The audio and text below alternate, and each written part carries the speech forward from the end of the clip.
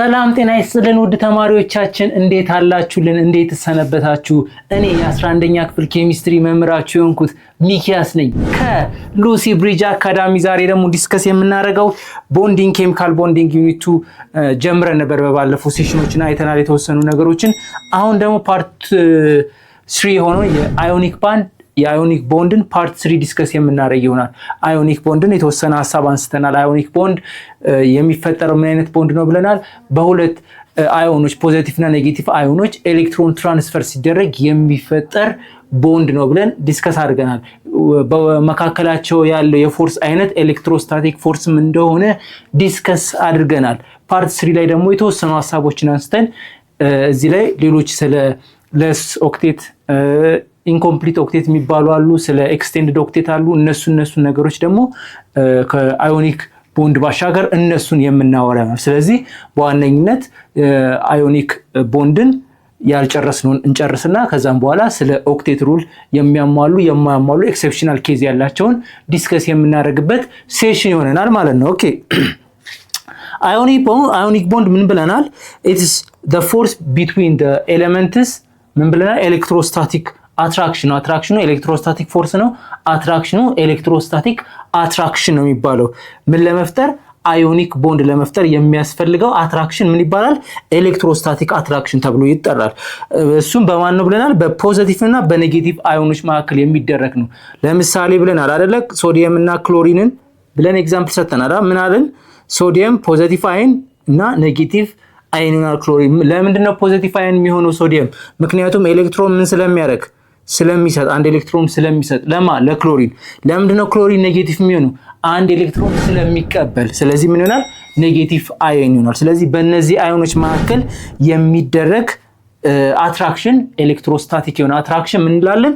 አዮኒክ ቦንድ ፎርም ያደርግልናል ማለት ነው። ኦኬ ዲስ ኦከር ወይን ኤሌክትሮ ትራንስፈር ይሄኛው ኦከር የሚሆነው ምን ሲሆን ነው? ኤሌክትሮን ትራንስፈር ፍሮም ዘ ቫለንስ ሼል ኦፍ ዋን አተም ቱ አናዘር። ምንድነው የሚያደርገው? ይሄ አዮኖቹ አንዱ ፖዚቲቭ አንዱ ኔጌቲቭ የሚሆንበት ምክንያትና ሪአክሽኑ እንዲካሄድ የሚያደርግብን ዋነኛ ምክንያት ምንድነው ብለናል? ኤሌክትሮን ትራንስፈር ስላለ። ኤሌክትሮን ምን ያደርጋል? ሙቭ ያደርጋል። ከምን? ከአንደኛው አውተር ሞስት ሼል ከአንደኛው አውተር ሞስት ሼል ወደ ሌላኛው አውተር ሞስት ሼል ምን ያደርጋል? ሙቭ ያደርጋል። ለምሳሌ የሶዲየምን ብንወስድ አሁን ይሄ ሶዲየም ነው። መጨረሻ ላይ አንድ ኤሌክትሮን አለው። ክሎሪንን ስንወስድ የክሎሪን እቺ ኒውክለሷን ብለን እናስብ። እቺ ጋር አንድ እናርግ ቦታ ለማብቃቃት። እንደዚህ አድርገን 1 2 3 4 5 6 7 ነው ያለው። አንድ ኤሌክትሮን ይፈልጋል። ምን ለመሆን?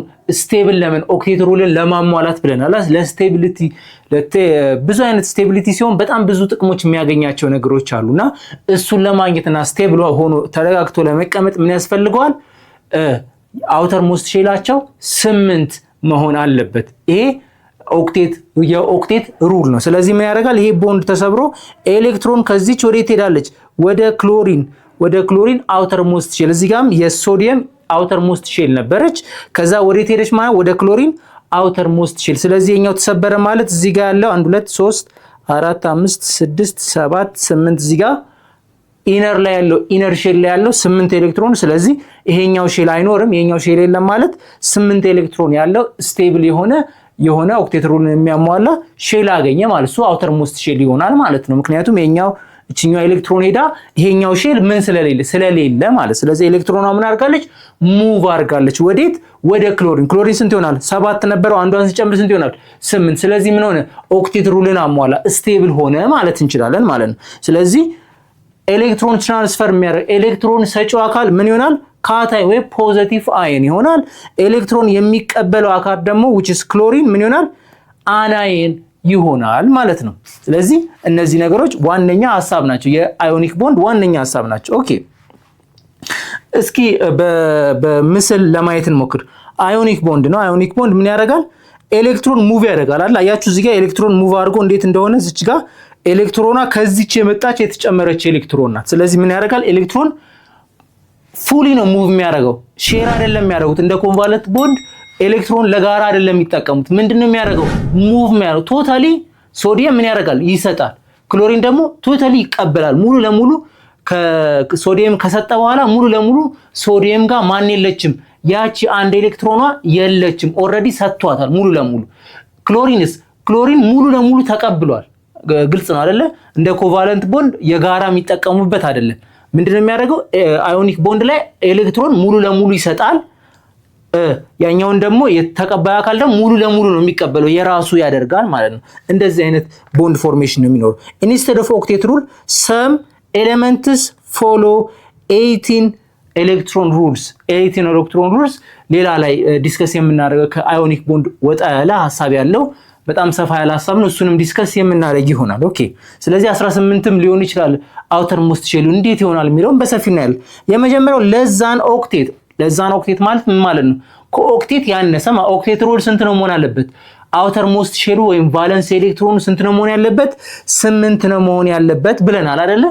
ለዛን ኦክቴት ካለ ከ8 ካነሰ ማለት ነው ከ8 የሚያንስ ከሆነ ምን ይባላል ለዛን ኦክቴት ሩል ወይም ኤሌክትሮን ዲፊሸንሲ አተም ይባላል ኤሌክትሮን እጥረት ያለበት አይደል ዲፊሸንሲ ማለት እጥረት ነው ኤሌክትሮን እጥረት ያለበት ወይም ቫለንስ ኤሌክትሮን ሁሉ ጊዜ ኤሌክትሮን ስናወራ እዚህ ጋር ኦክቴት ሩል ቦንዲንግ ላይ ስናወራ የምናወራው ስለ የትኛው ኤሌክትሮን ነው ስለ ቫለንሲ ኤሌክትሮን ነው እያወራን ያለ ነው የምናወራው ስለምንድን ነው ስለ ቫለንሲ ኤሌክትሮን ምክንያቱም ለኬሚካል ቦንድ ወይም ሪአክሽን ለመፈጠር ዋነኛና ብቸኛዋ ምክንያት ማናት ብለናል ቫለንሲ ኤሌክትሮን ናት ስለዚህ እያወራን ያለነው ስለምንድን ነው ስለ ቫለንሲ ኤሌክትሮን እንጂ ሌላ ኤሌክትሮን ኢነር ሼል ላይ ያሉ ኤሌክትሮኖች እንዳሉ መዘንጋት የለበትም ኦኬ ስለዚህ ኤሌመንትስ ኒር ሂሊየም ወደ ሂሊየም አቅራቢያ የሚገኙት ኤሌመንቶች በቴብል ላይ ለማሳየት እንሞክራለን እስኪ በዲያግራም ላይ እዚህ ጋር እንደምታዩት ለሂሊየም የሚባለው ይሄ ነው ሃይድሮጅን አለ የመጀመሪያው ከዛን ሂሊየም እዚህ ጋር አለ ከሂሊየም ቀጥሎ ለሂሊየም አቅራቢያ ያሉት ኤሌመንቶች ስንት ናቸው ያላችሁ ለምሳሌ ሊቲየም ስንት ነው ያለው 3 ኤሌክትሮን ነው ያለው 3 ኤሌክትሮን ስላለው ምንድነው የሚሆነው የመጀመሪያው ሼር ላይ 2 ኤሌክትሮን ያለ የውጭ ሼር ላይ 1 ኤሌክትሮን ያለው ስለዚህ እዚህ ጋር አንድ ኤክሰፕሽናል ኬዝ ይኖራል ማለት ነው ምን ማድረግ አይችልም ማሟላት አይችልም ይሄኛው ምንድነው ብለናል ሜታል ደግሞ ማድረግ ነው ሉዝ ያደርግና ከማን ጋር ለመመሳሰል ነው የሚጥረው ከሂሊየም ጋር ለመመሳሰል ነው እንደገናስ ቤሪሊየም ቦሮን እነዚህ ሶስቱ ምንድነው የሚያደርጉት ሞር ከማን ጋር ለመመሳሰል ነው ጥረት የሚያደርጉት ከሂሊየም ጋር ለመመሳሰል ነው ጥረት የሚያደርጉት ስለዚህ ኦክቴት ሩሉን አያሟልም ባይ ዲፎልት ግን ስቴቢሊቲውን ያሟላሉ ስቴብል የመሆን ሪአክሽን ፈጥረው ስቴብል ይሆናሉ ለምሳሌ ሊቲየም አንዷን ኤሌክትሮን ሉዝ አድርጋ ስቴብል ትሆናለች ልክ እንደ ሂሊየም ሆና ግን ኦክቴት ሩል 8 መሆን አለበት የሚለውን ህግ ግን ምን አታረግም አታሟላም ማለት ነው ኦኬ ስለዚህ እነዚህ ነገሮች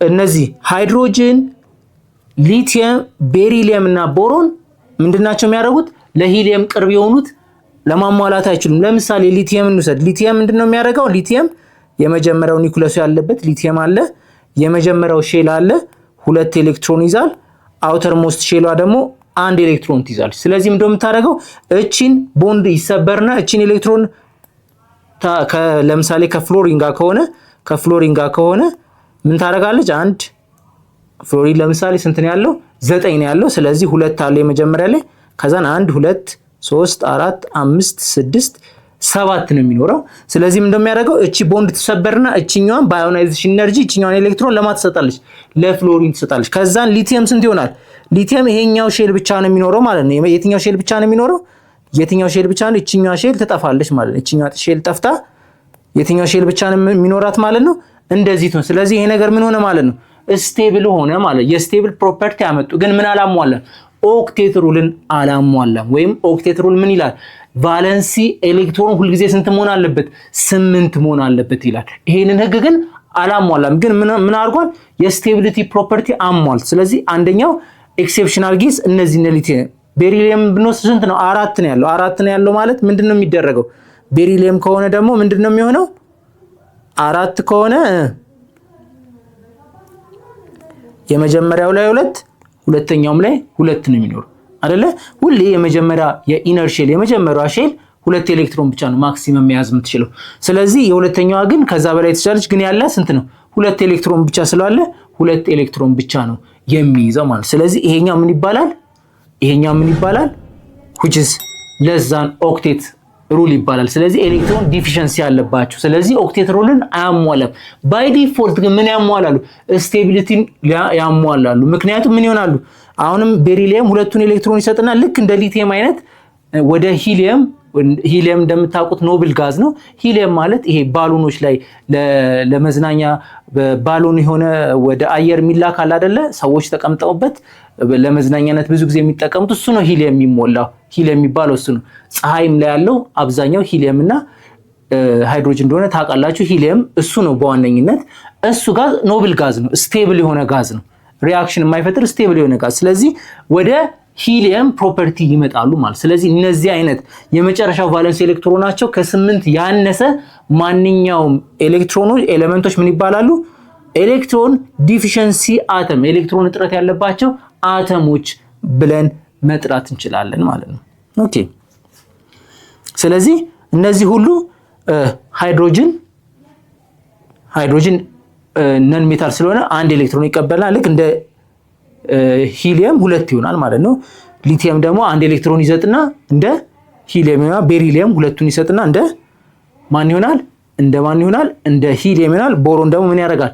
5 ነው ያለው 3ቱን ይሰጣል ማለት። ስለዚህ እነዚህ have only 2 ኤሌክትሮን like ሂሊየም እንደ ሂሊየም አይነት ፕሮፐርቲ ያመጣሉ ማለት ነው። ስለዚህ ስቴቢሊቲ ኮንዲሽን ያሟላሉ። ስቴብል የመሆን ፖቴንሻላቸው ይኖራቸዋል። ይሄ ያገኙት በምንድነው? 8 ሳይሞሉ ቫለንስ ኤሌክትሮናቸው አውተር ሞስት ሼል ላይ ያለው የኤሌክትሮን መጠን ስንት ሆኖ ነው? 2 ብቻ ሆኖ ነው። እሺ ለዛ ነው ኦክቴት። እሺ አንዱ ይሄ ነው። ቦሮን ምን ያደርጋል? ቦሮን እነዚህ 3 ነው ብለናል። ቦሮን 3 ነው ያለው። ስለዚህ ከ3 ፍሎሪን ጋር ይዋሃድና ከ3 ብዙ ጊዜ ምን ይሆናል? molecules such as boron fluoride are stable with a fewer than 8 electron stable ይሆናል። እንደዚህ ቦሮን F3 stable ነው። stable property ያመጣል። ግን stable property which ስንት ኤሌክትሮን ነው ያለው? 1 2 3 4 5 6 ኤሌክትሮን ሆኖ stable property ያመጣል። ግን ምን ያደርጋል?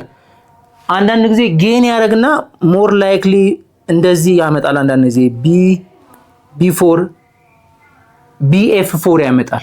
BF4 ማለት አንድ ኤሌክትሮን ዲፊሸንሲ ያለበት ፍሎሪን ጋር ይዋሃድና which is አንድ ኤሌክትሮን ይቀበልና ምን ያመጣል? ጌን ያደረገ ከዚህ ጋር አንድ ኤሌክትሮን ይጨምርና አንድ F ይጨምራል ማለት ነው። ወይም አንድ F ጨምሮ ምን ያመጣል? እንደዚህ 4 ይሆናል ማለት። የዛን ጊዜ ስንት ይሆናል? 8 ኖሮ ማለት ነው። 1 2 3 4 5 6 7 8 8 ኖሮ ማለት ነው። እንደዚህ 8 ሆኖ ፕሮፐርቲ ላይ ያመጣ ይችላል። ግን BF3 ሆኖ ምን ይሆናል? ስቴብል ሊሆን ይችላል ማለት ነው። ግን አንዳንድ ጊዜ ምን ያደርጋል? ሪአክት አድርጎ እንደዚህ አይነትም BF4 ማይነስ which is ምን ማለት ነው? ጌን አድርጓል ማለት ነው አይደል? አንድ ኤሌክትሮን ተቀብሏል ማለት ነው። እንደዚህም ሆኖ ሪአክት ሊያደርግ ይችላል። ምን ሆኖ ማለት ነው? ሙሉ ለሙሉ ኤሌክትሮን የሚያዋጣው ሌላ አካል ሆኖ ማለት ነው አይደለ? ቦሮን የለም ኤሌክትሮን የሚያዋጣው የለማ። ኤሌክትሮን ሳያዋጣ ምን አድርጎ ነው ማለት ነው? ከሌላ ኤሌክትሮን ካዋጣ ወይም ፍሎራይድ አንድ ኤሌክትሮን ከጌን ካረገ ፍሎሪን 8 የሆነ ለስቴቢሊቲ ብሎ አንድ ኤሌክትሮን ወስዶ አንድ ሁለት ሎን ፔሩን ተቀብሎ ምን ያመጣል? BF4 ሊያመጣ ይችላል ማለት ነው። የዚህን ትምህርት ሙሉ ክፍል ማግኘት የምትፈልጉ ከሆነ በሉሲ ብሪጅ አካዳሚ ዌብሳይታችን ወይም በሞባይል አፕሊኬሽናችን ማግኘት የምትችሉ መሆኑን እየገለጽን መልካም ትምህርት እንላለን።